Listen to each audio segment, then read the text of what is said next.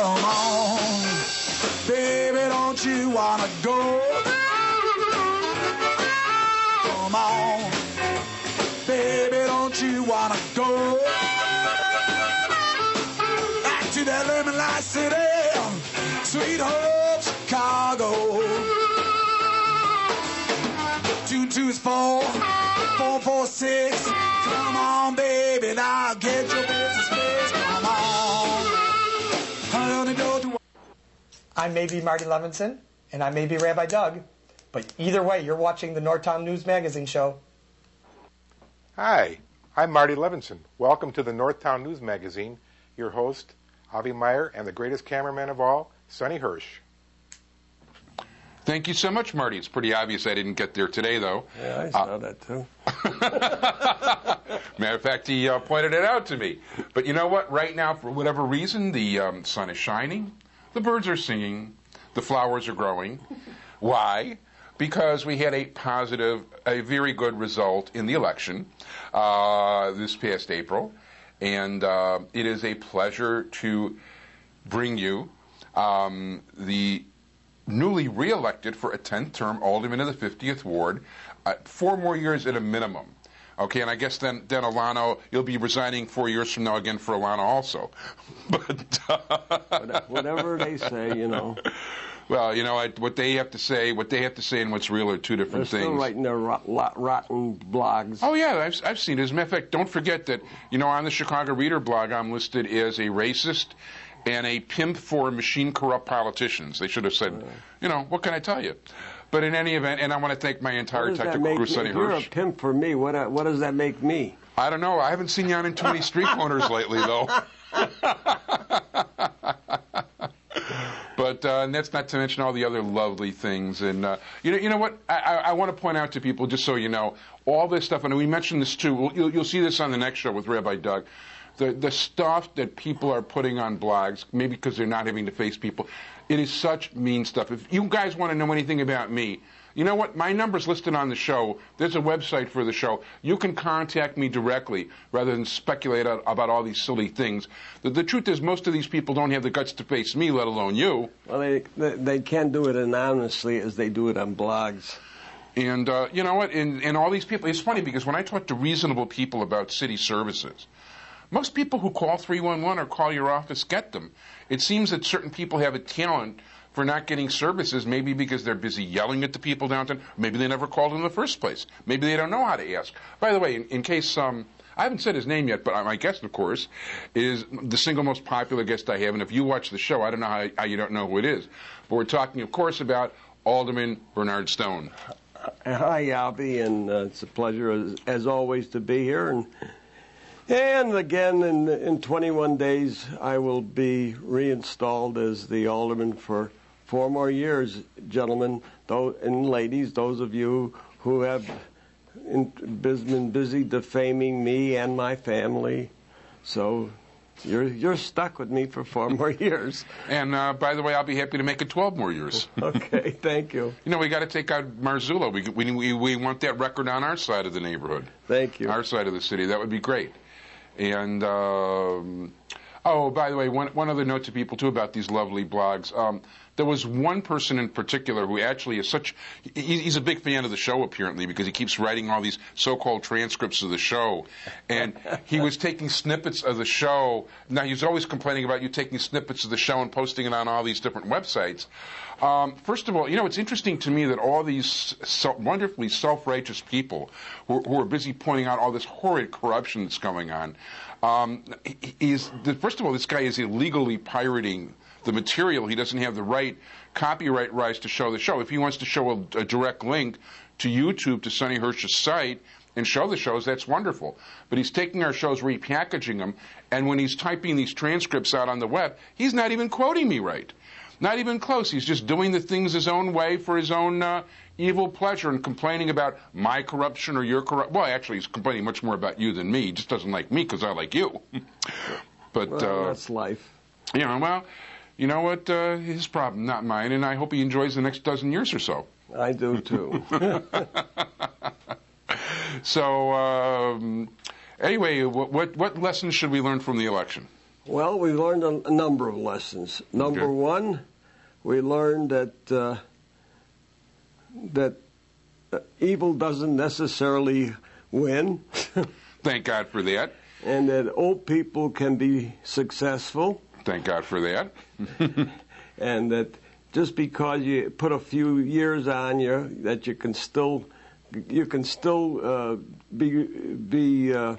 produce and be successful and still contribute to society.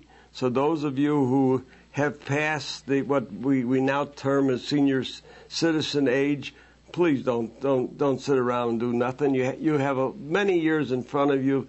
Contribute to your fellow man and go out and do something. And you can do something for your neighbor and do something for yourself, because actually you'll live longer if you do something.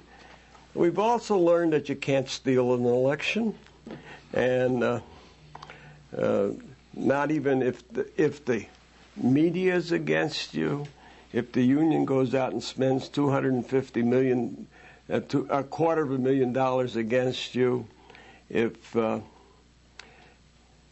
Board of Election Commissioners does everything possible to block you, if the United States Post Office ends up supposedly, at least some members of the United States Post Office ends up working with your enemy, if everything goes against you, you still can win, and the reason for that is the people are successful. Now, I told you earlier, Avi, I just came from meeting with the United States Postal Inspectors, and let me tell you why. Okay.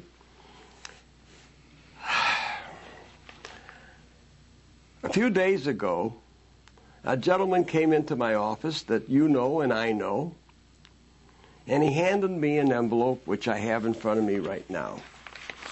This is the envelope. I'm going to show it to your camera. It is from the United States Postal Service. It's open. He opened it. It says on the front, box full, and it's addressed to our friend, and it's at his home address, and it says 4407. April 4th. April 4th. I have written on there the date he received it. Received 4/25/07. Okay, now, wasn't there an election on April 17th? Yeah, but there's 3 weeks, of course, between 4/4/07 and 4/25/07. Now, the gentleman and his wife, Mr. and Mrs., are Very nice people, I know them. are in the 12th precinct of the 50th Ward, Which is Winston Towers. which is Winston Towers, number 3, 7061 North, Kedzie. Isn't Darlene Novak? Arlene Novak is the precinct captain. It's a very good precinct. In fact, it's my best precinct. I get about 90% of the vote in that precinct. And according to the Board of Election Commissioners, he was mailed an absentee ballot, and his wife was mailed an absentee ballot on March 22nd, 2007, and he never returned that absentee ballot, and therefore he and his wife did not get to vote for me. Okay. Well, obviously they didn't get to vote for me because guess what's inside of this big envelope? Oh, it is his absentee ballot, which he received on April 25th, 7 days after the election. Oh, 8 days after. 8 days, right. After the election. Addressed to him at 7061 North Kedzie, unopened. He brought it to me. No. His wife's, there's her return sticker on her envelope, but it's her return envelope. Her absentee ballot isn't even here. God knows where that is. Okay. Her certification is, and the pocket where she's supposed to put her ballot is, but her ballot itself is not in here. There is no ballot there. I did see that. And that one's still sealed. See, now the sealed envelope, would have this inside of it with his return address in it. Where her ballot is, I have no knowledge of. But this is her return envelope. So that's why neither the husband or wife ever got to vote for me. There's a stamp on this, and that's not a canceled stamp at all. Absolutely, on an uncanceled stamp. So how did they mail it on March 22nd? I wonder if somebody put it under their arm at the Board of Election Commissioners. That's how you mail an envelope. Is that correct? Well, the Board of Election Commissioners, that very well could be. But it must have gotten to a post office somehow, because it got into this big envelope, which the post office received, because on April 4th they attempted to make delivery. Yeah. And then it got lost for 21 days. At least until after the election was over. Yeah, 8 days and 3 weeks. Now, for the other interesting part is everybody had full knowledge that the 12th precinct was Alderman Berny Stone's best precinct. It was in February, and it was again now. Well, between the 12th and the 31st precinct. And it was also 20 years ago and 30 years ago, if I'm not mistaken. Take a look how many unreturned ballots in the 12th precinct. Quite a few. If you see all these blank spaces over here. All those blank spaces are in the 12th precinct. It's like a half a dozen on that sheet alone. Wait. Here we go to the next sheet. These are also in the 12th precinct. So that's another maybe 10. That's 15, at least 15 between the two of them, maybe more. Then after we leave the 12th, we go into the 13th, where we concentrated our forces. Winston Towers, Winston Towers, and one of your best. No, that's Warren Park. Oh, Warren Park, I'm sorry. Yeah, we concentrated in the 13th because the 13th did not have a good result, and we wanted to turn it around. Take a look at all the blanks in the 13th. That's at least 10 blanks. That's at least 20 blanks. Those are absentee ballots that were requested that were not returned. Now, it's amazing, though, when we go into those precincts where I did not have terrific results, we find that all the ballots were cast, like in the 21st precinct, not one single blank. Oh, let's go to the 37th precinct. Not one single blank. I'm sorry. There is a blank.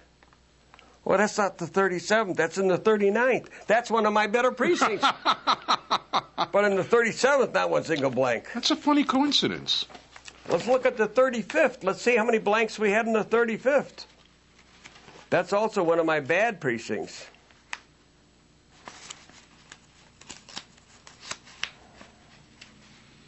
That would be the next page.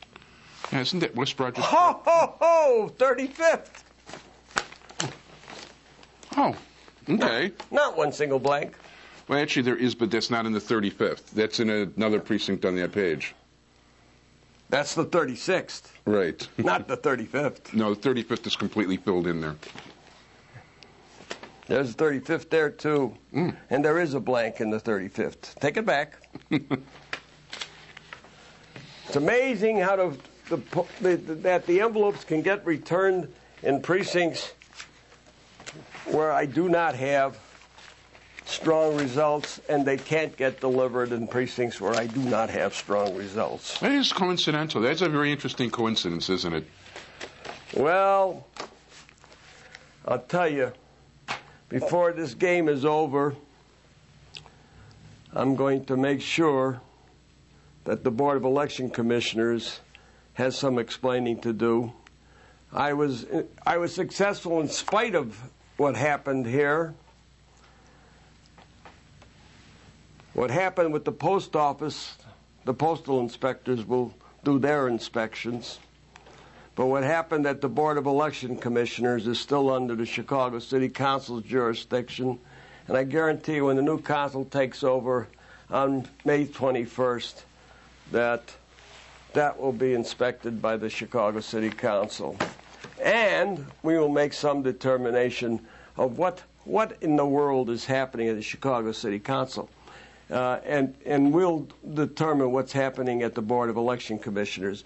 Yeah, as you know, I'm still not satisfied as to why 1/3 of my precincts in February we were unable to get tapes from until 3 weeks after the election, and I still need an explanation on that. And quite frankly, as far as I'm concerned, if we have to go back to stone tablets and chisels and hammers, I'm ready to do that, because I'm not satisfied with the current practice that's in place with the Board of Elections and these fancy gimmicks that they're using for tabulation of votes, because I still think they're being used illegally, and I still think they're being tampered with. I spoke to a friend who told me that even though the system is more modern, there's still ways to manipulate it. Of course, there's ways to manipulate it. They're coming off of a satellite. If they come off of a satellite, you can get to the results. And if you leave the brain that sends the result to the satellite unattended for a period of 3 weeks, are you telling me that you can depend on the results? I say no. That's a very likely possibility, although it's so funny because I don't know why anybody would think anything would be fishy in Chicago at all. But it would appear that that's the case. And you know, I want to tell you something, too. It was pretty obvious to me from some of the things I've seen that I don't necessarily want to say on the air on election night that there was some definitely very fishy things going on and stuff that I just couldn't understand what was happening and why it was happening, and this was coming from downtown. Well, all I can tell you is I received an email right after Election Day that said I was gloating on election night. Believe me, I wasn't gloating. I was happy, obviously. Yeah. I said it was an extremely tough campaign. It was. I was very upset over the fact that my family had been attacked, and attacked viciously. Viciously. And is still being attacked till this day. Till this day. Yeah, people need to understand, forget these blogs. It's so easy for somebody to be an anonymous coward. Well, and I'm used to being attacked. You can attack me. I'll take any attack you want. I'm used to it. And I'm used to being threatened. And believe me, I've been threatened. And during this entire campaign, I've been threatened with death at least 4 or 5 times. And that doesn't bother me either. I mean, at my age, death is not much of a threat. So, go ahead and threaten me. Do what you want. But in the meantime, what does bother me is my family. And it bothers me that my family is constantly being maligned, and it's not just my children, it's my grandchildren. Why in God's name would they attack my grandchildren? What's wrong with people who think like this?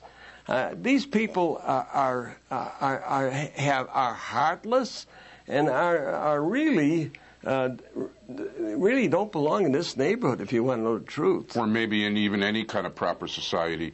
The fact is that anybody who thinks that they're good guys for doing this are way off base. If they think they're fighting some force of evil and are justified in their actions because of it, they are truly bad guys and then some. I mean, really, evil is the best way I can describe those sort of things. Well, it bothers me, needless to say. And I don't blame you. So gloating was not the proper word. Angry? Yes, I was angry. And I admit I was angry. And you got it right. I mean, you know what? When they do the things like, people should have, threatening not just daughter but grandchildren, and all the nasty things being, it's disgusting. And if these people think that they're nice people or they're good people or they're any kind of white knights or doing anything noble, they're kidding themselves. They're kidding themselves start to finish. I think it's pretty disgusting. I do too. And you know what? If they're proud of themselves for doing it, it's like they're the lowest of the low, and you guys are. And You know what? Speaking of the lowest of the low, let's talk about that Emerson Park incident a little bit.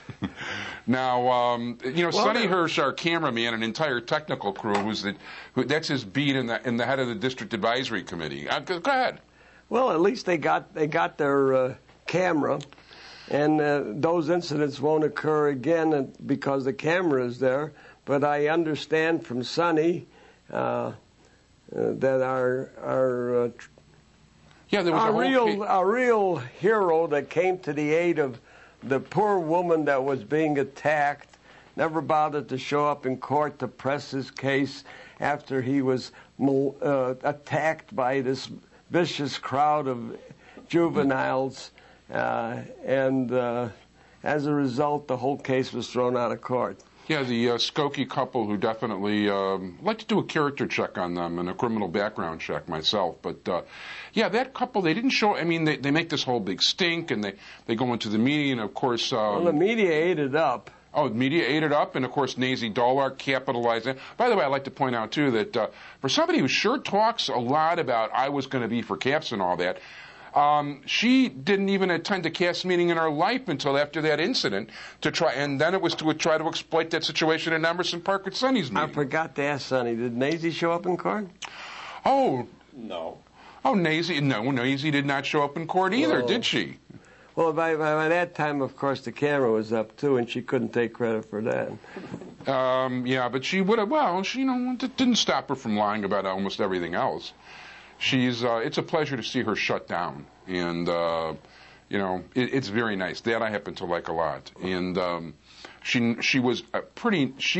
ran a really nasty campaign.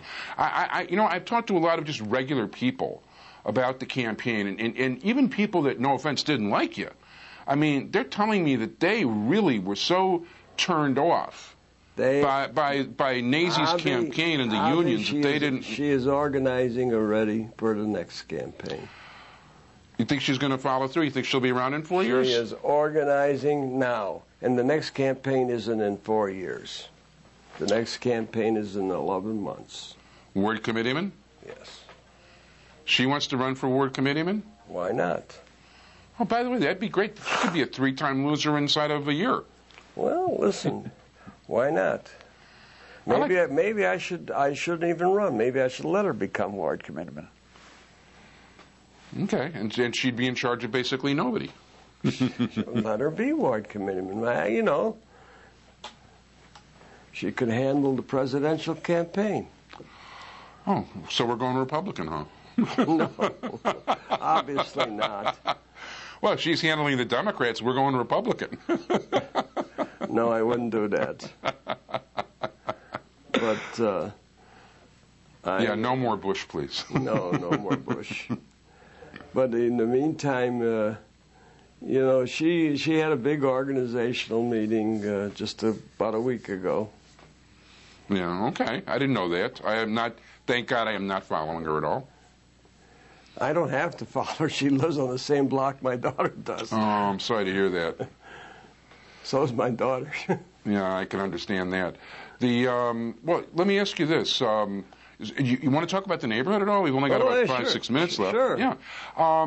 Anything now? Last year, are we going to be paving streets or sidewalks or alleys or curbs? We're going to go ahead with our full menu, and apparently the city itself is holding up my parking garage because they haven't closed the deal on giving Siddiqui the ground, and that's the reason he hasn't started on the parking garage.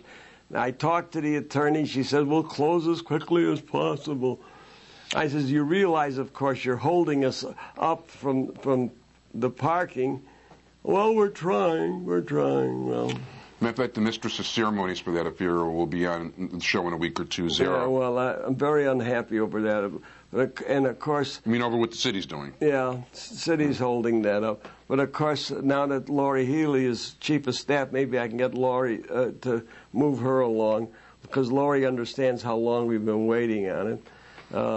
Well, that'll be good. And are there any specific streets you've got targeted at all for paving? Or? Many streets. There's a lot of work to be done. This has been a terrible winter.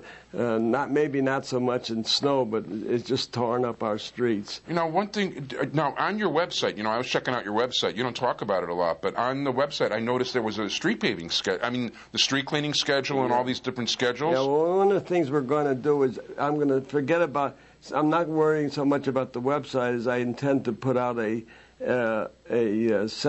least semi-annual newsletter in which we'll pick up a lot of these things in the newsletter. Oh, cool. And we'll do a ward-wise mailing on that.